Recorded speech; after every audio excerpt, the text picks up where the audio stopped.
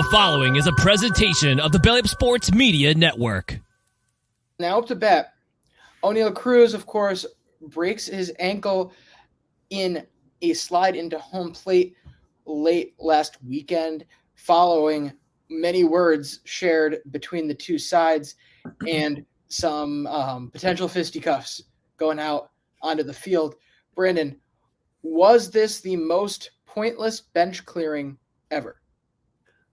I've seen more pointless before, but this was pretty bad. So I guess it started because Sebi Zavala, the White Sox catcher, was mad that Oneil Cruz slid really late into home. Really bad sliding mechanics also, which happened to break Oneil Cruz's ankle, which we will get to in a minute. But yeah, Sebi Zavala starts barking at the Pirates dugout. Of course, they start arguing back. Bench is clear. They stand around. Nothing happens, as is pretty much the standard now with these benches clearing incidents. And, you know, it sucks for Oneil Cruz.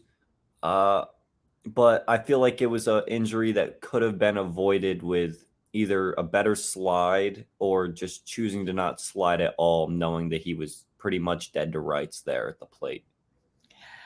Yeah, again, I think that's where we really need to focus in on this whole conversation, is the fact that this is by no means Zavala's fault. Honestly, he's kind of right to be mad, even though, you know, obviously if you're the Pirates, it looks really bad in that moment that this guy just had a collision with one guy and your player is sitting there on the ground next to home plate. But the second you watch that back, if you look at it from any especially TV angle, you can see Oneil Cruz very clearly thought about not sliding. He hesitated. In that hesitation, not only did he lose all momentum and energy going into it, but put him way too close to Zavala.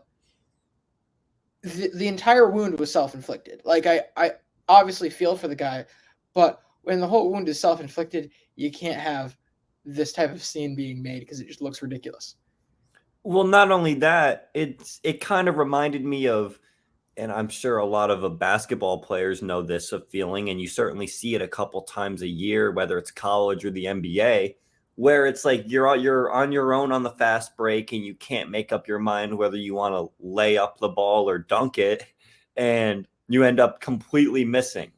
And it felt like Oneil Cruz couldn't really make up his mind whether or not he wanted to slide, and it did a lot of harm to both him and I should say a lot of harm. All the harm was to him, and the rest was, just Sebi Zavala being mad. But I mean, LJ, broken ankle, you're gonna be out for a while, huh? Yeah, certainly will be out for a while, and it's a real blow for the Pirates, as this is a team with all the considerations of everything going on with Brian Reynolds. There's not a lot to look forward to if you're a Pirates fan. I feel They like beat the Astros last night. Like, they had been playing good to start the year, is all I'll say. Oh, certainly. But long term, we all know this isn't going to last. And he was a major point of excitement. Came out of a solid spring training here, 259, 286, 444 with 2 home runs in 17 games, and honestly improved on those numbers coming into the start of the year through 9 games, a 104 OPS plus, 4 RBIs, 3 stolen bases, and 1 home run. Obviously, the power hasn't been here to start, but he's getting a really good footing here in effectively year 2. And I was excited to see what he could do with it, especially considering, he's clearly going to be a threat on the bases. This now takes away an exciting player from the Pirates and could end up affecting the things he does best longer than his stint out, because, anyone with a ankle or foot lower leg injury is going to have a more difficult time with base running, sliding, getting especially a guy who had his injury come by way of a bad slide. You're going to be thinking about that the next while that you go to steal a base, go to put in good base running. And that's one of the things he's doing best at this point of his career. That's a huge blow for him being able to develop and grow. It's similar to like hockey. When you have a defenseman who gets, or even like a more enforcing based forward who gets a upper body injury, a shoulder injury, let's say he just like dislocates his shoulder or something, that clearly hurt. You know, and your body knows what hurt you. And even some of the toughest guys end up with a mental tick about making those same hits again because of what happened in that fluke incident. So in my eyes, it's a very similar situation.